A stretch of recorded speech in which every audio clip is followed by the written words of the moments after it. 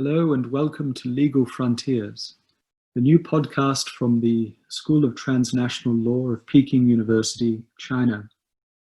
My name is Stephen Minas. I'm a member of the faculty at the School of Transnational Law, STL, and it's a delight to welcome you to our first episode. The School of Transnational Law is based in the Chinese Technology Center of Shenzhen. This location, combined with its unique curriculum bringing together Western law, Chinese law, as well as international and comparative law, provides a unique vantage point from which to research the current major developments in law and legal practice. And of course, these are not limited to developments in China and broader East Asia, but they include the intersection between law and technology, and how this affects major challenges of urbanization, climate change, global health, and many others. The interaction of diverse legal systems and cultures, and of course, trends and developments in international law itself. And the aim for this podcast is to provide research-based analysis on all of these questions. It is aiming at exploring legal frontiers. And by that we mean both frontiers in the sense of cross-border, transnational legal problems and developments, but also frontiers of legal research and practice. The podcast will include interviews, presentations, panel discussions from our faculty, our visitors, as well as others who are involved around the world in dealing with these questions. We aim for the podcast to be a platform for discussion. Law and lawyers have a role to play in each of the great challenges and controversies of our time, often whether they like it or not, and dialogue and debate are necessary now more than ever. So I'm joined today by my colleague, Professor Mark Feldman, a fellow member of the faculty at the School of Transnational Law, STL. Mark, welcome. Thank you, Stephen. So it's been a very disrupted time, Mark, for all concerned. And of course, the unprecedented situation that we're all experiencing also applies to lawyers and law professors and arbitrators. So I just wonder if you had any reflections about how the current pandemic is affecting our professional area and indeed the area also of arbitration. Sure. Well, I've seen profound changes both on the law teaching side and on the arbitration side. What I've been seeing on the arbitration side is much of the arbitration world has simply moved online.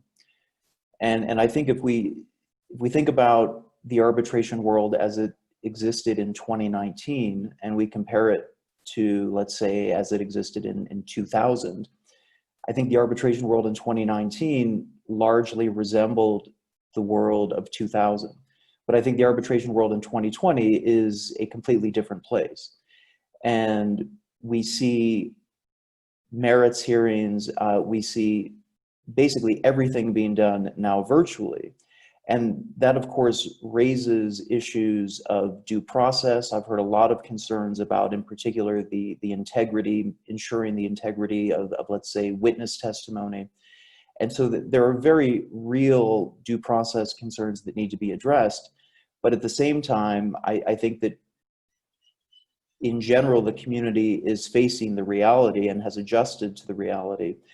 And I think that when we do come out of this crisis, there certainly will be an interest in returning to some extent to the international arbitration world as it existed in the early 21st century. But I don't think we will ever completely return to the world of 2019. I think we have left the international arbitration world of 2019 behind. And so there are very real concerns, but there are also incredible opportunities that this is creating. And I think in particular for users, I think over the past several years, users in the abstract have had some idea about the benefits of online dispute resolution. But I think now users will be making far more informed decisions when choosing between online dispute resolution and in person. So I think that there are incredible opportunities, but we do need to think about the due process issues at the same time. It has been interesting to see with relative speed a large number of arbitral institutions releasing this joint statement referring to making the best use of digital technologies for working remotely. So there seems to be, both in terms of the institutions, but also in terms of some of the leading arbitrators who have commented on this in recent weeks, a willingness to work with technological necessity. At the same time, hopefully being aware of some of those due process considerations that you refer to. Right, and I think the joint statement by the institutions that you mentioned, that is significant in my view, and as you know, very strong language in the statement supporting online dispute resolution and making clear that the institutions are there to support online dispute resolution in any way they can. Turning now to the potential impact of the current difficulties on substantive developments. Of course, if we look at the field of international investment law and investment dispute resolution, there is quite a lot of speculation now about the kinds of disputes that might be implicated by the current developments. Obviously, it's too early to tell in most cases, but would you have any preliminary thoughts about potential impact in that domain? Right. Well, there certainly has been discussion about potential claims that might be filed, challenging measures in response to the current crisis. And I think in general, as a substantive matter within international investment law, you have well-developed doctrines of police powers, of necessity. And I don't want to be providing legal advice, but certainly when thinking about those doctrines and thinking about the regulatory space that governments are accorded when responding in particular to situations of raising grave public health concerns, right? So I think from the perspective of governments, they certainly will have defenses available to them, but that does not mean that claims will not be filed. So I think it's likely that we will see some claims challenging some of these measures, but at the same time, I think governments will have defenses that they can raise pointing to the gravity of the situation and the need to have flexibility in responding to not only a grave situation, but a rapidly changing one. Indeed, and it is perhaps good to note that this podcast episode, in common with all podcast episodes we'll be doing, does not contain legal advice.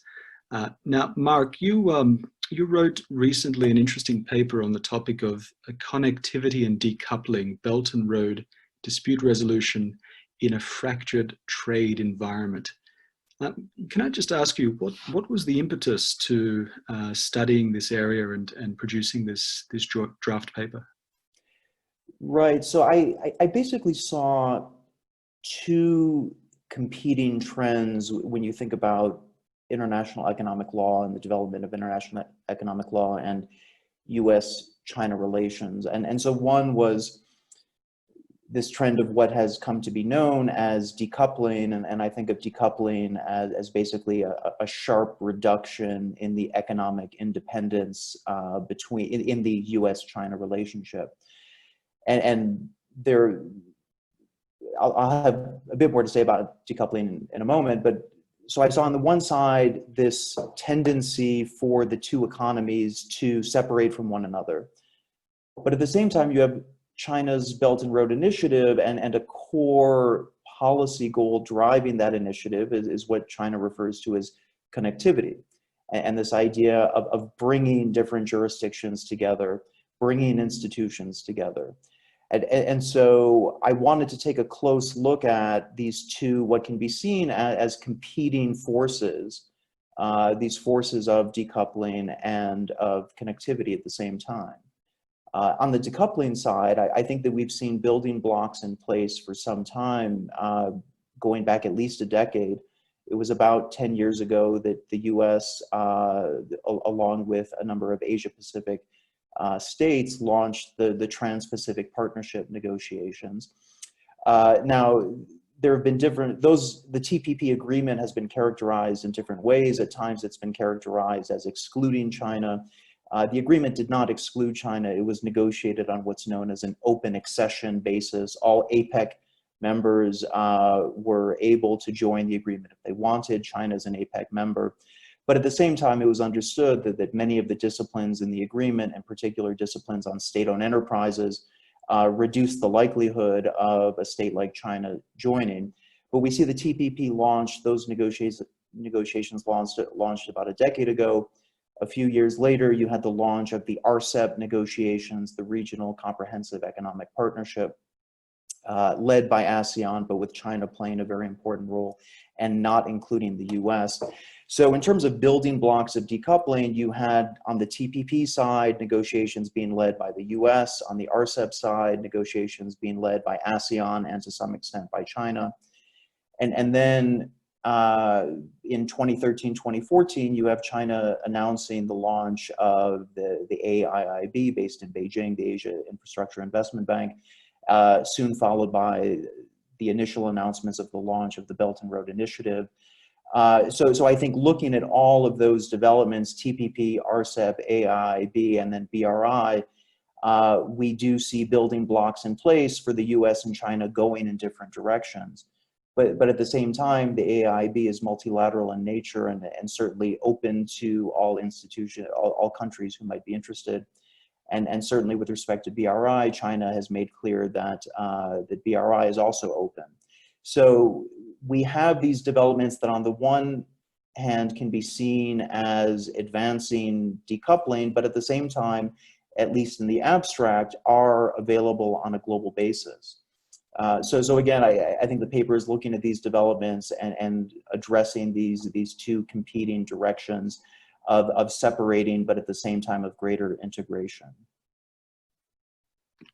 So it's interesting then to reflect that many of these building blocks of decoupling that you identify actually predate by some years the term of President Trump, when of course this narrative of decoupling has become so very prominent, at least in the West. The other side to it, of course, is connectivity, and you write in particular about the role of the Belt and Road Initiative, in particular the area of dispute resolution. Before we turn to that, anybody who studies or writes about the Belt and Road, I suppose, has to arrive at some kind of view of what the Belt and Road is, and there are many such views. So if you were asked to define the Belt and Road, how would you define it? Right. I think the key is to think of Belt and Road as a framework. It is a skeletal framework that involves infrastructure development, infrastructure financing, with the financing coming from Chinese institutions, but also coming from the multilateral AIIB. So it is a framework, and if we're looking for details, you're not going to find a lot of details. I think it's more of a vision, and the vision is achieving greater connectivity through infrastructure development, and again, with the financing coming from either Chinese institutions or a multilateral institution like the AIIB. One of the impacts of the Belt and Road that you identify is in the area of transnational dispute resolution.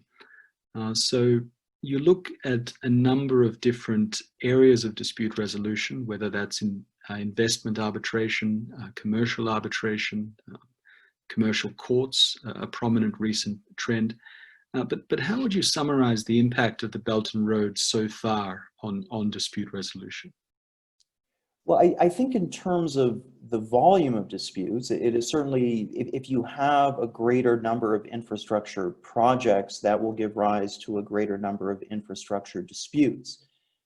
So we can expect to see a rise in the volume of disputes. And I think the international arbitral institutions have been very aware of this, that you've seen institutions in Hong Kong, institutions in Paris, very out in front in setting up special commissions, special committees focused on Belt and Road dispute resolution, the ICC in particular has offered very specific guidance on mediation, and the language from the ICC, the recommendation from the ICC is that for Belt and Road related disputes, that mediation should always be considered. So we see the leading international arbitral institutions very focused on Belt and Road, and I think it's fair to say in significant part out of an awareness of the volume of disputes that will be generated and the opportunities that will be generated. And then in terms of connecting institutions, on the investment arbitration side, I think one interesting development has been you see Chinese institutions based in Beijing, based in Shenzhen, developing their own sets of investment arbitration rules and certainly expressing interest in administering investment arbitrations. And in the past, that work has been done almost exclusively by ICSID, which is part of the World Bank based in Washington, D.C., and to some extent by the Permanent Court of Arbitration, the PCA, based in The Hague in the Netherlands. So now you see Chinese institutions coming forward, expressing interest in playing a similar role in the area of investment arbitration.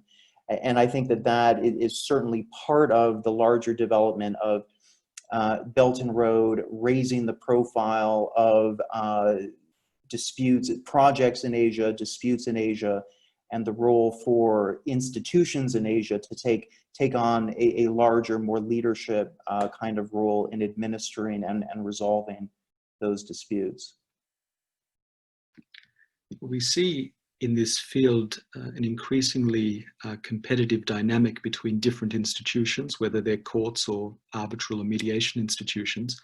And one of the areas that these institutions compete upon is the ability to offer an impartial hearing and professional standards and all the rest of that. So do you see the Chinese institutions addressing those concerns, perhaps making efforts to catch up, particularly with the development of these rules, the attraction of international personnel? What's your take on that?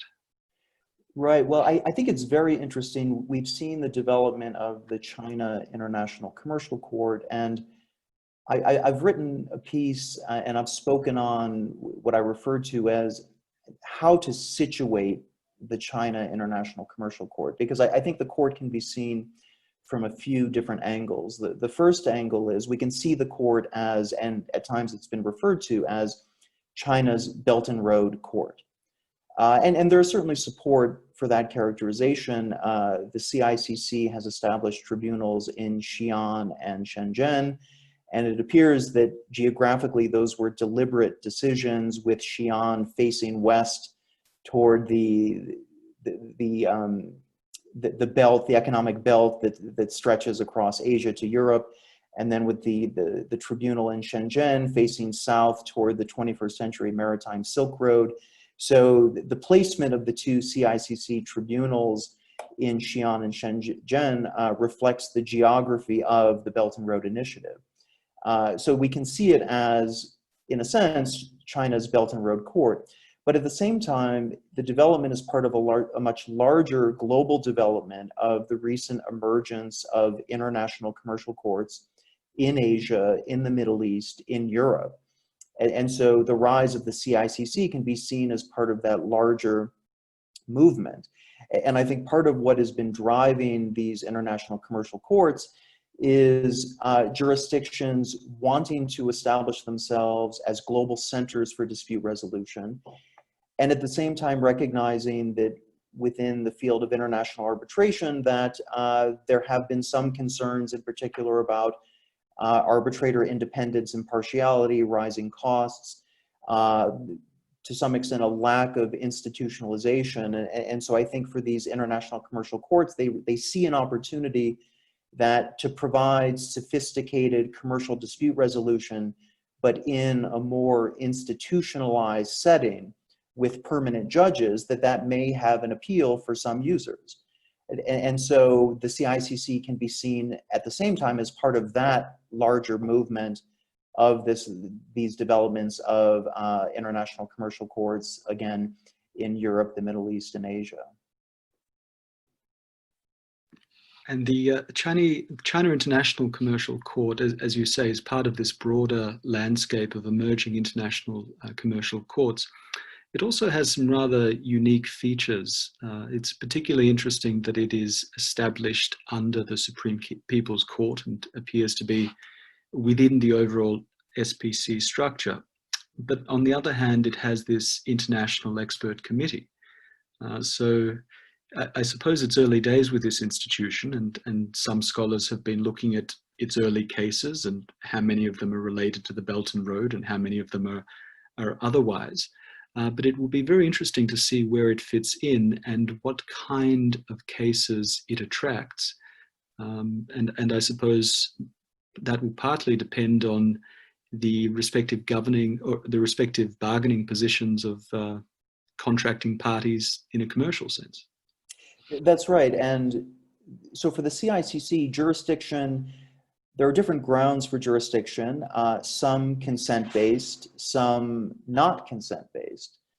And I've spoken in particular on this issue that I think that if the SPC, if the Supreme People's Court, if the ambition is for the CICC to stand alongside international commercial courts in jurisdictions such as Singapore, then I think the better direction to go would be in the direction toward more consent-based dispute resolution, where parties are choosing to have their disputes resolved by the CICC. But that raises the issue of who are the decision makers, who can act as counsel, and you've mentioned this expert committee, and I think that's going to be one of the key issues, is that for the CICC, at least under current Chinese law, the judges will be Chinese nationals, but they can be supported by members of this expert committee, and the expert committee includes both Chinese nationals and foreign nationals. And the members of that expert committee can advise on issues of foreign law, they can advise on issues of international law, and they also can sit as mediators. So it's going to be very interesting to see in practice, and I will say that the initial appointments to the expert committee, these are some of the leading figures in the international arbitration world. I think the CICC and the SPC did a terrific job of choosing some of the very best of the best on this committee. But now we need to see in practice to what extent are the CICC judges in fact turning to these world-class experts for guidance in actual disputes. Indeed. And one of the other interesting things about the CICC is its apparent capacity to offer a number of different mechanisms of dispute resolution, including mediation. Now, mediation, you've mentioned before, is very relevant to the overall mix of dispute resolution options, certainly under the Belt and Road, but more broadly in the Asia Pacific or the Indo-Pacific. And we see a number of developments, both legal in terms of the Mediation Convention, but also political developments such as the inclusion of mediation measures under the Belt and Road outcomes in Beijing. How would you characterize the role of mediation in the developing connectivity as you identify it? Right, well, when we think about the development of a Belt and Road dispute resolution regime and thinking about what will be the defining characteristics of that regime, I would place mediation right at the top. And as you mentioned, mediation is going to be central to dispute settlement before the CICC, and the SPC, when issuing guidance and when establishing the CICC, they referred a few times to creating what they referred to as a one-stop commercial dispute resolution mechanism. And this idea of a one-stop mechanism, it reflects the earlier work of the late Professor Frank Sander, Harvard Law School, who had developed the notion of a multi-door courthouse. And the multi-door courthouse, the idea is that you could have one central institution that parties could bring their disputes, and then the parties together with the institution could decide on a case-by-case basis what is the best strategy for resolving this dispute? Do we remain in court? Do we think about arbitration? Do we think about mediation? Do we think about med-arb? And I think that with the CICC embracing this one-stop model, and as I mentioned with the expert committee members being expressly authorized to mediate disputes arising from the CICC, I think that mediation is going to play a central role. And you mentioned the Singapore Convention on Mediation. I thought it was extraordinary that the day the convention opened for signature, that you had dozens of states coming forward to sign the convention, which I've simply never seen before. And when you look at the list of the states that stepped forward to sign the convention on day one, it closely resembles the list of those who have signed Belt and Road MOUs. The membership in the Singapore Convention on Mediation is almost a shorthand for current membership in Belt and Road participation. So I think mediation is going to play a central role, and again, will be a defining characteristic when we think of what does it mean to have a Belt and Road dispute settlement regime. And just to bring it back to your overall framework, of course, all these developments are happening against the backdrop of the decoupling and the fracturing that you identify. So is there a skeptical view about these new dispute resolution platforms? Can we anticipate that some parties will wish to step away from them, perhaps keep to well understood investment and commercial arbitration in the usual places? Is that something that is part of the mix?